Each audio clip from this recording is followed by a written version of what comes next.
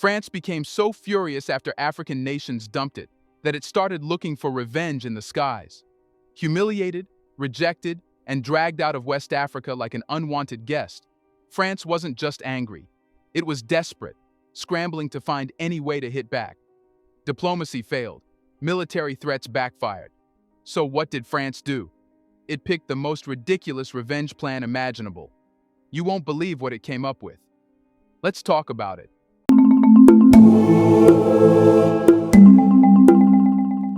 There was no press conference, no apology, just a quiet notice tucked into a press release. Air France has suspended all flights to Mali and Burkina Faso. The announcement was buried behind diplomatic language, a brief nod to geopolitical instability in the Sahel and vague references to monitoring the situation closely. On paper, it looks like a routine airline safety measure, but on the ground, in Ouagadougou and Bamako, it felt like a punch. No more flights, no more movement, no more connection with one of the most powerful European nations. And it didn't come after a natural disaster. It didn't come after insurgent attacks. It came after rejection. To understand the weight of that suspension, you have to look at the timing. This wasn't some long-anticipated operational decision. It happened immediately after Niger's military coup on July 26th, when a group of officers overthrew President Mohamed Bazoum, a man France had fully backed. That's when everything changed. Niger's airspace was suddenly closed. France's plans for military intervention were publicly challenged by neighboring countries. And while ECOWAS scrambled to come up with a response, two nations didn't wait to pick a side: Mali and Burkina Faso. They stood with Niger, and by doing so, drew a line in the sand. Touch Niger, and we go to war. That's not an exaggeration. That was the literal threat issued in a joint communiqué by the governments of Burkina Faso and Mali. France was watching in real time as its old colonial command system imploded. It didn't just lose Niger, it lost the entire Sahel bloc in 1 week. So how did France respond? Not with tanks, not with envoys, with canceled flights. Air France suspended routes to Mali and Burkina Faso until August 18th. But if you are following the trajectory of events, you can feel the tremor behind that corporate decision. France isn't just halting travel, it's sending a message. If you don't play by our rules, we'll erase you from the map. Now let's break this down. There are two major reasons Air France gave for the suspension. Niger's airspace closure, which blocks the most direct path from Paris to key West African capitals. The broader geopolitical instability in the region. But those reasons fall apart under even minimal scrutiny. Other international airlines have not fully suspended service. Detours are being made.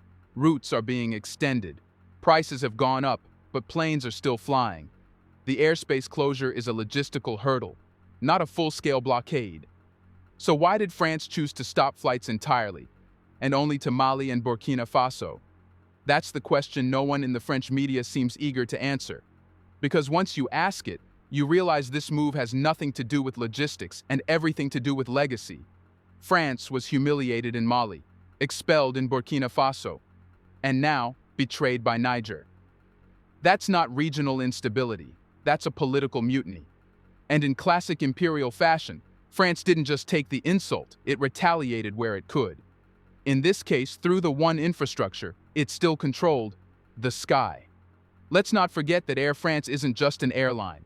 It's a national carrier. It's deeply tied to the French government, and over the years has functioned as a symbol of French pride, reach, and relevance. When French officials travel to African capitals, they often fly Air France. When deals are signed, when troops are moved, and when dignitaries arrive, Air France is part of the choreography. So when that plane stops landing in your capital, it's not just a travel inconvenience. It's a signal, a deliberate cut, a message: you are out. Here's a reminder to please like and share the video and subscribe to our channel to watch more videos on Black culture, history, civilization, and identity. Let's continue now. The timing couldn't be more revealing. Just days after Niger shut down its skies and its neighbors pledged loyalty to the new military government, France grounded the only connection its citizens and institutions had to Mali and Burkina Faso. Not for safety, not for scheduling, for power. This is the kind of move that looks clean on the outside, but leaves a trail of bitterness on the inside. Ordinary passengers are stranded. Diplomats are inconvenienced. Business ties are frozen. It's a pressure tactic, the kind used when military options are off the table and sanctions feel too formal. France went for the petty route. And that pettiness is exactly why this is bigger than just air traffic. It tells us one thing. France doesn't know how to lose gracefully. And now that it's been kicked out of the region by soldiers half its age, it's throwing a tantrum in the form of flight cancellations. You won't read this in the press releases. But that's because France doesn't want the world to see the truth. It lost Africa, and now it's trying to trap the continent in silence. But the silencing movement won't silence rebellion. If anything, it exposes it even more. Now the question is, how did it all reach this point? Before France started canceling flights, it had already been pushed out of Africa on foot. What the world is seeing now, suspended routes, diplomatic tension, and media silence, is just the final act of a much older collapse. The empire that once dictated West African politics, installed friendly regimes, and posed as a protector against insurgency, didn't just wake up one day and cancel flights. It was already being evicted, piece by piece, from the ground. Let's rewind. Not last week, but in the last decade. That's when the foundations began to crack. It started with Mali, a country France claimed to be saving from Islamist insurgents. In 2013, France launched Operation Serval, sending thousands of troops to combat insurgent groups threatening to overrun the country. The operation was framed as a noble intervention. France would stabilize Mali, restore order, and leave when the job was done. But the job was never done. Insurgent attacks continued, often worse than before. Villages were burned, civilians were caught in crossfires, and slowly, Malians started asking uncomfortable questions. If France is here to stop the insurgency, why is it spreading? If France is protecting us, why do we feel more afraid? By 2014, Operation Serval was rebranded as Operation Barkhane, expanding French military presence across the entire Sahel, including Burkina Faso, Niger, Chad, and Mauritania. But instead of winning hearts, France began breeding resentment. Not only were French troops failing to stop the violence, but they were also shielding corrupt governments, propping up elites, and undermining sovereignty in the name of security. That's when something shifted. Malians, once hopeful, turned skeptical, then angry, then defiant. In 2020, that defiance exploded into a coup. The civilian government was overthrown, and a military-led transitional council took power. That council didn't hide its distrust of France. It didn't whisper behind closed doors. It went public, accusing France of exacerbating conflict, of spying, and of using counterinsurgency as a pretext to dominate. The French government predictably panicked. They issued statements of concern, they tried to negotiate, but the writing was already on the wall. In 2022, Mali's government made it official. French troops must leave. Now it was a stunning reversal. After nearly a decade of occupation, Mali wasn't just rejecting military presence, it was ejecting a symbol of neo-colonial control. Then came Burkina Faso. Following Mali's lead, the Burkinabe military, led by the young, fierce Captain Ibrahim Traoré, staged a coup of their own in 2022. This wasn't your typical power grab. Traoré didn't rise to promise democracy and foreign aid. He came with one clear mission: kick out France, reclaim the land, and rewire the system. In under a year, he did what no Western-trained politician dared: expelled French troops, revoked military agreements, shut down French propaganda outlets, and announced that Burkina Faso would never again be a French pawn.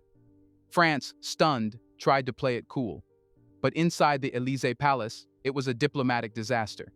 Two of its most strategically located former colonies, both once loyal, had closed their doors. Not only that, they were coordinating with each other. France wasn't just losing influence, it was watching alliances form outside its control. This wasn't supposed to happen. France had spent decades grooming African political elites, funding institutions, training armies, and building dependency through the CFA franc currency, aid packages, and soft power programs. But suddenly, all of that fell apart. Why? Because the generation now rising to power in Mali and Burkina Faso grew up watching France fail. They saw promises of stability lead to mass graves. They saw peace missions turn into military occupations. And they realized something France never expected them to realize: we don't need you. This awakening wasn't spontaneous. It was forged through years of trauma, betrayal, and repeated exploitation disguised as help. By the time Niger's coup happened in July 2025, France was already cornered. Bazoum, the last reliable ally in the Sahel, was gone. And instead of condemning the coup, Mali and Burkina Faso said, "We support it." The shock in Paris was palpable. Not only were its military plans thwarted, but the post-colonial script was burned. There would be no coordinated intervention, no easy regime change, no backdoor diplomacy, just silence, and the cold realization that the empire was out of tools. That's what made the flight cancellations so symbolic. France didn't suspend flights because of instability. It did it because it had nothing left to offer, and nothing left to control. And when a country that once dictated everything can't even land a plane anymore, you realize the fall didn't start in the air. It started the moment Africa said, no. Revenge is a funny thing, especially when it blows up in your face. France thought it had pulled a slick move. Shut down the flights, block the routes, flex control in the air since it had none left on the ground. It was supposed to look like a strategic decision, subtle, respectable, almost administrative. But it's backfiring. Badly. Let's start with the basics. France didn't just suspend a few flights. It cut off two countries, Burkina Faso and Mali, from its commercial and diplomatic air network on purpose, and in a region where airspace just became a war zone of pride and politics. But here's the catch. Niger, the country at the center of the recent political storm, also closed its airspace after the July 26th coup. That meant all flights heading south from Europe into West Africa had to reroute. The most direct path, flying over Algeria into Niger and down to Mali, Burkina Faso, or Nigeria, was instantly gone. That's a logistical nightmare. And France, rather than adapt like every other airline, chose to just walk off the field. But in doing so, it isolated itself from a region where others are desperate to engage. While France is sulking in a corner, Turkey, Russia, the UAE, and China are doubling down, visiting, investing, opening new embassies, and increasing commercial ties. African leaders are flying to Moscow, Ankara, and Beijing, not Paris. And guess who's flying them? Not Air France. That matters, because Air France isn't just a random airline. It's a state-influenced carrier, part of the broader machinery of French diplomacy and soft power. Every suspended flight isn't just lost revenue. It's a burned bridge, a missed handshake, a vanished presence. And while Air France planes sit idle, the sky is getting crowded, with competitors. Turkish Airlines has expanded rapidly across the continent, offering new direct routes to African capitals. Qatar Airways and Emirates are flooding the void left behind. Even regional African carriers, often underestimated, are stepping up, with support from governments who now want anything but a return to French dependency. This isn't just commercial competition, it's humiliating. France expected its absence to cause a crisis. Instead, it caused relief. And that's the part Paris didn't see coming. Because this wasn't just about transporting passengers, it was about transporting influence. For decades, the French presence in Africa relied on invisibility. The power was subtle, felt in airports, embassies, military bases, and bank accounts, but rarely acknowledged directly. You would see it in logos, not in laws. But when those Air France logos vanished from Ouagadougou and Bamako, something changed. People noticed, and instead of sparking panic, the absence sparked pride. Suddenly, French withdrawal became a badge of honor, a sign that the country had finally joined the list of those standing on their own feet. Online, in the streets, and even among government officials, the message was clear. Good, let them go. We are not crawling back. Meanwhile, the economic hit is already showing. Rerouted flights mean higher fuel costs, more delays, strained schedules, disrupted cargo. Every extra hour in the sky adds millions in losses to carriers. Air France isn't just canceling flights, it's bleeding money, both directly and through its crumbling reputation in one of the fastest-growing regions on Earth. And back in France, it's creating a political headache. The Macron administration now has to explain why its flagship airline just abandoned key partners, and what comes next if those suspensions become long-term. But let's not stop at money. The symbolic damage might be even worse. France is supposed to be a global player, a leader in diplomacy, a force of stability. At least that's what it tells the EU and NATO. But its behavior in Africa is starting to look less like leadership, and more like a spoiled empire acting out after losing its grip. It's not just Africa noticing. Other former colonies are watching and taking notes. Latin American nations, Southeast Asian partners, and even Arab states are all seeing the pattern. If you reject France, it'll retaliate, but very clumsily. Not through productive dialogue or economic investment, but through emotional moves that make France look less powerful and more insecure. And for France, that insecurity is existential, because once you lose your aura of control, once your threats no longer terrify, and your absence no longer hurts, you are not an empire anymore. You are just another country with bad habits and a bruised ego. That's what makes this moment historic. Not because of the flights, but because of what the world saw when those flights were canceled. A nation with centuries of dominance, reduced to shutting down ticket sales to save face. If France wanted to teach Africa a lesson, it succeeded. Just not the one it intended. Because the message that landed wasn't "fear us." It was, "We are scared you've moved on."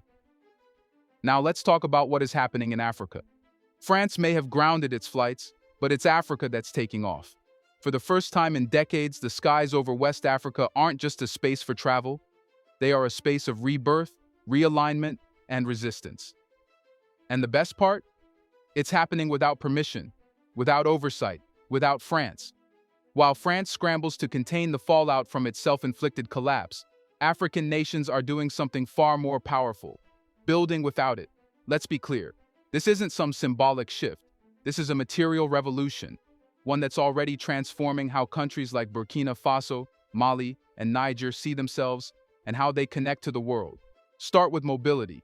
With Air France out of the picture, regional leaders and business elites aren't panicking. They are pivoting. Local airlines like Air Burkina and Sky Mali, which once played second fiddle, are now gaining state backing and attention.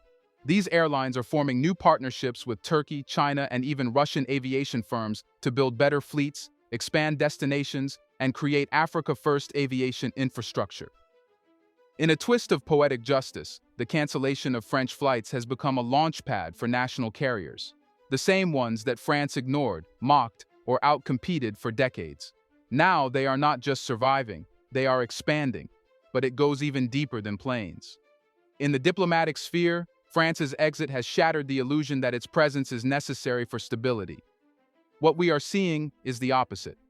Without French diplomats whispering into governments and French troops assisting in the background, Sahel nations are now holding talks directly with non-Western partners. Russia's Wagner Group is openly coordinating with security forces in Mali and Burkina Faso. China is investing in roads and digital infrastructure. Turkey is training police units and opening cultural institutes. And none of it goes through Paris. What once looked like diplomatic chaos is now revealing itself as a new world map, one where African nations are choosing their alliances based on interest rather than inherited loyalties. France's withdrawal is also cracking the economic code it long imposed. Let's not forget that for decades, France's control of West Africa was as much about currency as it was about politics. The CFA franc, pegged to the euro and managed by the French treasury, allowed Paris to control inflation, dictate borrowing, and quietly extract value from the economies it pretended to support. But the rejection of France on the military and diplomatic front has given fresh oxygen to a growing movement. Full economic decolonization. Burkina Faso and Mali are now actively discussing ditching the CFA franc altogether. There's talk of a new regional currency, one backed by local resources like gold, cotton, and even digital reserves. Financial independence is no longer a pipe dream, it's a national agenda, and the symbolism here matters. When you lose your colonial master's currency, when you fly on your airlines, when you shake hands with new allies on your terms, you are no longer post-colonial, you are sovereign. This is what France miscalculated so catastrophically. It assumed its absence would trigger panic, but instead of collapsing, it revealed confidence. And the population sees it. In Ouagadougou and Bamako, the youth aren't mourning Air France's departure. They are laughing. Memes are circulating daily. French flags being folded like napkins, Air France planes replaced with donkey carts tagged Freedom Airlines. What was once unthinkable, defying France, is now fashionable. But this cultural shift isn't just online, it's being institutionalized. School curriculums are being revised. History books are being rewritten to center on African perspectives. Public art, street names, and monuments are all being updated to reflect a new reality. France is no longer the future.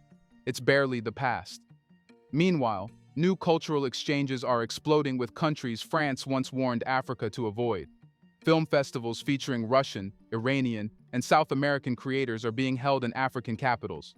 Pan-African conferences are excluding former colonizers on purpose.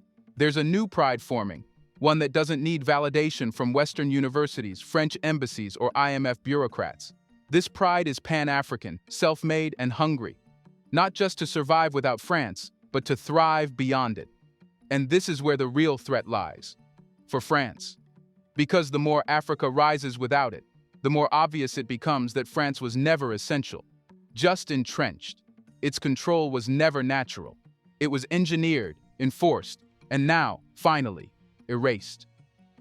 So while France fumbles for dignity at the gate, issuing vague press statements and blaming coups, Africa is opening new runways, not just in aviation, in diplomacy, in culture, in thought, and make no mistake, this is irreversible. What France thought would humble Africa has only exposed how irrelevant it's become. You can't rewind this. You can't reroute this. France didn't just lose flights. It lost the right to believe Africa couldn't fly without it. Do you think France's move was anything but dumb? Will France try to win back Africa? Let us know in the comments section. Who will come crawling back? Do you want to watch more videos like this one? If so, subscribe to our channel and press the bell icon next to it. We have decided to bring videos on something nobody talks about: the Black culture, civilization, history, and evidence about how glorious Blacks have been. Thanks for watching, and until the next video, stay tuned.